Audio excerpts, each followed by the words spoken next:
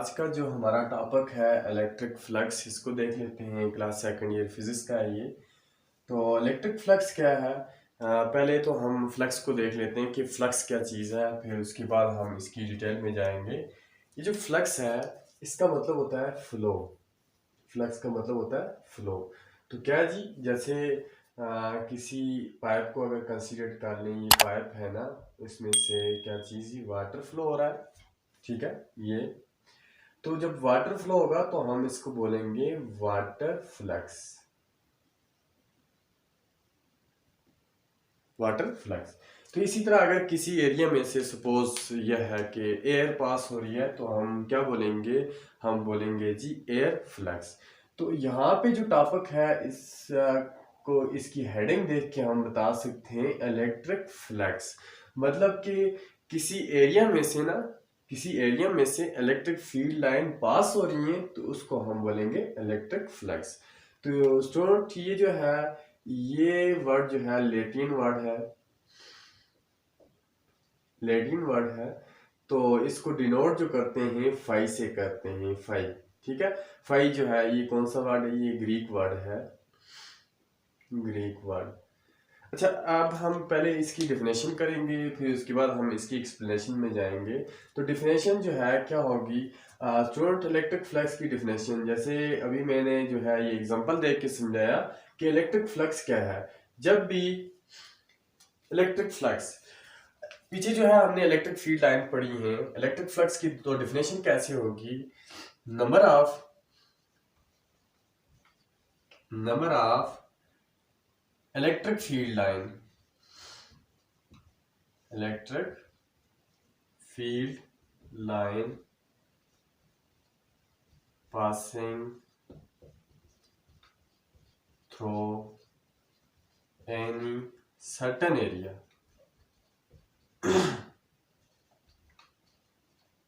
is known as electric flux। क्या कहलाएगा student? Electric flux. तो यहाँ पे देखें जो डेफिनेशन मैंने किया है, number of electric field line, ठीक है। Number of electric field line जब किसी एरिया में से पास हो रही हो तो उसको हम क्या बोलेंगे? Electric flux. तो यहाँ जो है मैंने एक जो है डायग्राम बनाई है। तो इसमें देखें दो एरिया हमने कंसीडर किए हुए हैं। इसको मैं कह देता हूँ ये ए एरिया है और ये वाला कौन सा है? ये बी एरिया है, ठीक है। अच्छा, ये जो है इस एरिया में से इस वक्त जो है कितनी फील्ड लाइन पास हो रही है? एक फील्ड लाइन तो ये आ गई, ये वाली, और एक तो ये आ गई, एक ये। इसी तरह कितनी फील्ड लाइन है? चार है, ठीक है। कितनी फील्ड? चार फील्ड लाइन जो है, इलेक्ट्रिक फील्ड लाइन जो है इसमें से पास हो रही है। तो हम क्या बोलेंगे, इसका इलेक्ट्रिक फ्लक्स क्या होगा? इसका जो इलेक्ट्रिक फ्लक्स होगा वो 4 होगा, ठीक है। अब इसी तरह जो है इस एरिया में से जो एरिया बी है, तो इसमें से कितनी फील्ड लाइन पास हो रही है? दो, एक ये दो। तो इसका इलेक्ट्रिक फ्लक्स क्या होगा? 2। तो ये तो है स्टूडेंट, हमने एग्जांपल दे के बता दिया आपको। अब जो है हम इसका फॉर्मूला देखते हैं कि फॉर्मूला क्या हो सकता है इलेक्ट्रिक फ्लक्स का। फॉर्मूला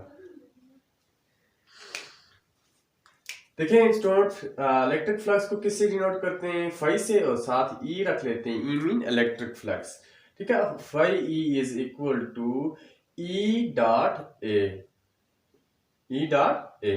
तो ई वेक्टर फॉर्म में है और डॉट भी बीच में, और साथ एरिया भी जो है हमारे पास क्या जी, वेक्टर फॉर्म में है। अब यहाँ से एक डिफिनेशन तो ये की मैंने, दूसरी डिफिनेशन क्या हो सकती है कि dot product of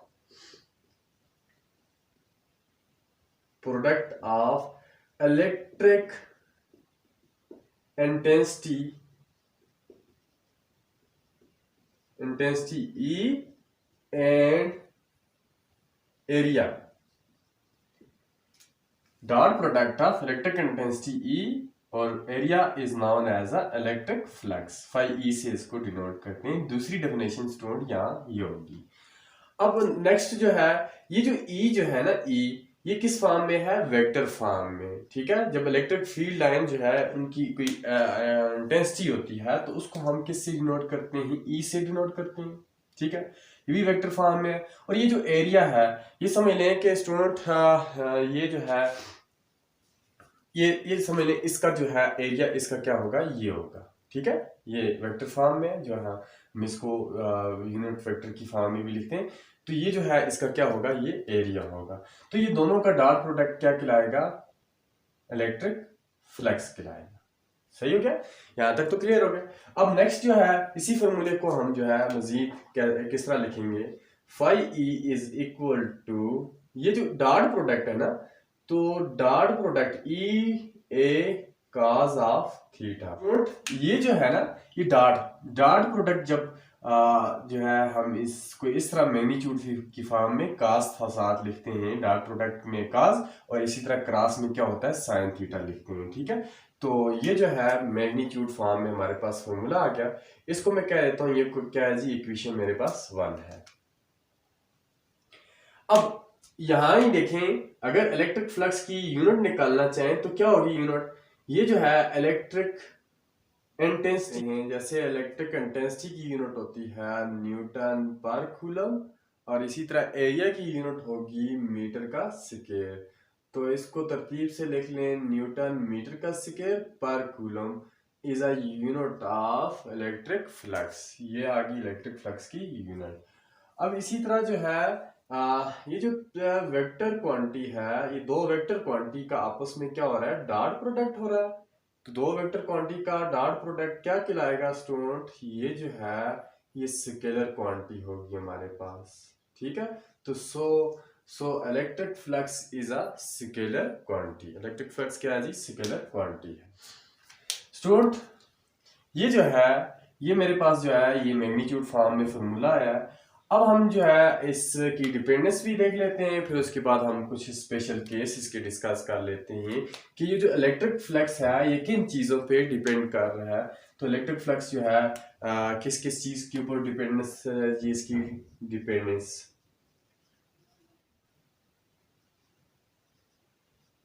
dependence of electric flux. ये जो इलेक्ट्रिक फ्लक्स जो है स्टूडेंट किन चीज़ों पे डिपेंड कर रहा है, तो इसको हम देख लेते हैं। पहला पॉइंट हम डिस्कस कर लेते हैं, नंबर ऑफ फील्ड लाइन के ऊपर जो है ये क्या कर रहा है, इलेक्ट्रिक फ्लक्स डिपेंड कर रहा है। Number of electric field line, electric field line के ऊपर जो है ये इलेक्ट्रिक फ्लक्स डिपेंड कर रही है।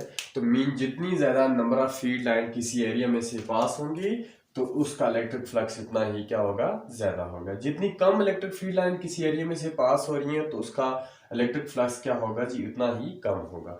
तो एक डिपेंडेंस होगी है। अब नेक्स्ट स्टूडेंट दूसरी डिपेंडेंस जो है हम इसकी कर लेते हैं। दूसरी जो है किसी एरिया के ऊपर भी, एरिया के ऊपर भी जो है इलेक्ट्रिक फ्लक्स क्या कर रहा है, डिपेंड कर रहा है। मीन जितना बड़ा एरिया होगा, जितना ज्यादा एरिया होगा इतनी ही ज्यादा उसमें से इलेक्ट्रिक फ्लक्स जो है, इलेक्ट्रिक फील्ड लाइन क्या होंगी, पास होंगी। और इलेक्ट्रिक फील्ड लाइन जितनी ज्यादा पास होंगी तो हम उसको क्या बोलेंगे, इलेक्ट्रिक फ्लक्स बोलेंगे। ठीक है, तो तीसरे नंबर पे जो आता है डायरेक्शन। ठीक है, डायरेक्शन पे भी orientation, direction of the surface जो है स्टूडेंट, ये जो है इलेक्ट्रिक फ्लक्स जो है तीसरे नंबर पे जो है डायरेक्शन ऑफ द सरफेस के ऊपर भी डिपेंड कर रहा है। तो ये है कि हमने जो है वो किस डायरेक्शन में एरिया को कैसे रखा हुआ है, किसी ऑब्जेक्ट को जो है कोई सर्टन एरिया हमारे पास उसको किस तरह रखा हुआ है, इलेक्ट्रिक फील्ड लाइन की पैरेलल रखा है, एंटी पैरेलल रखा है, तो इस चीज के ऊपर भी डिपेंड कर रहा होता है। ठीक है, तो नेक्स्ट हम जो है इसके स्पेशल केस को डिस्कस कर लेते हैं। इलेक्ट्रिक फ्लक्स के कुछ स्पेशल केस हैं उनको देख लेते हैं। केस नंबर 1, केस 1 क्या है स्टूडेंट, देखें सपोज मैं यहाँ पे इलेक्ट्रिक फील्ड लाइन जो है ड्रा कर लेता हूँ।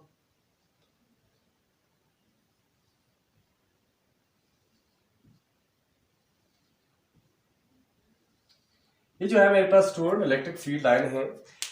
हमें कोई सर्टन एरिया ले लेता हूँ, सर्टन एरिया लूंगा तो स्टूडेंट मैं अगर सर्टन एरिया को ऐसे रख लूँ कि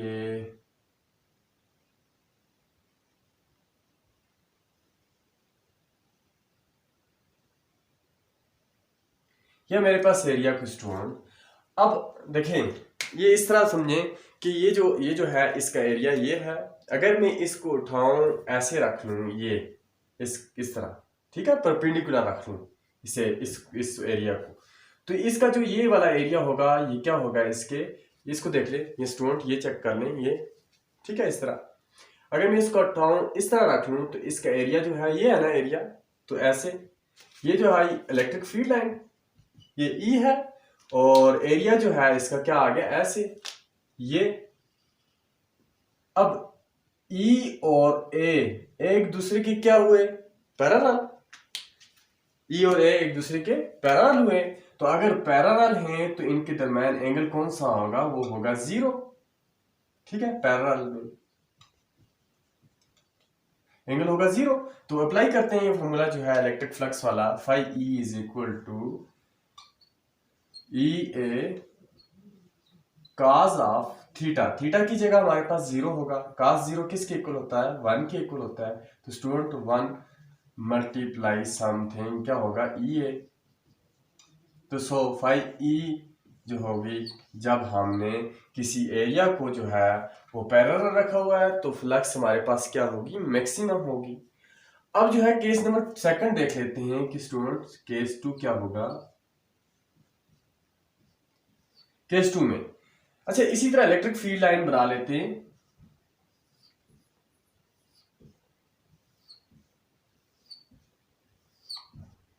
ये जो है स्टूडेंट इलेक्ट्रिक फील्ड लाइन मैंने ड्रा की है।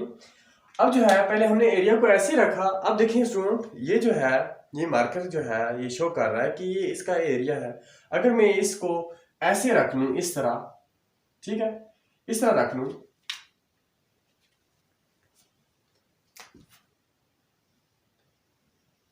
अगर मैं इस तरह सर्टन कर दूं इस एरिया को, तो इसका जो एरिया वेक्टर होगा वो किस तरफ होगा, अपवर्ड की तरफ। और इलेक्ट्रिक फील्ड लाइन किस तरफ है, ये है। तो इन दोनों के दरमियान एंगल कौन सा है जी, 90 डिग्री, परपेंडिकुलर है, ठीक है। तो ई और बी के दरमियान एंगल कितना है जी, 90 डिग्री। अगर क्या रखा हुआ हमने, परपेंडिकुलर, 90 डिग्री का एंगल है। तो सो फॉर्मूला अप्लाई करते हैं, phi E is equal to E A cos 90। cos 90 student किसके इक्वल होता है, 0 के। 0 मल्टीप्लाई समथिंग 0। तो फाई ई हमारे पास क्या आ जाएगी जी, 0। जब हमने ऑब्जेक्ट को कैसे रखा हुआ है, सॉरी एरिया को हमने परपेंडिकुलर रखा हुआ है, तो तब हमारे पास जो है इलेक्ट्रिक फ्लक्स क्या होगी, वो 0 होगी। अब यहाँ जो है स्टूडेंट एक लास्ट केस और डिस्कस कर लेते हैं। लास्ट केस वही इलेक्ट्रिक फील्ड लाइन अगर मैं ड्रा कर लूं,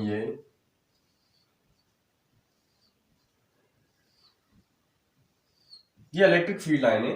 अब दो केस तो हमने कर लिए कि अगर एरिया को ऐसे रखेंगे, फिर इस तरह रखा। अगर सपोज हमने जो है किसी एरिया को इस तरह रख लिया, ये ऑब्जेक्ट को सर्टेन एरिया को ऐसे सर्ट कर दिया, तो तब देखें ये जो है इसका एरिया ये होगा, ये इसका एरिया है। या इस ऑब्जेक्ट को ऐसे रख लें, इस तरह रख लें, इस तरह कर लें, तो तब उसका एरिया क्या होगा, ये ना लेते हैं स्टूडेंट,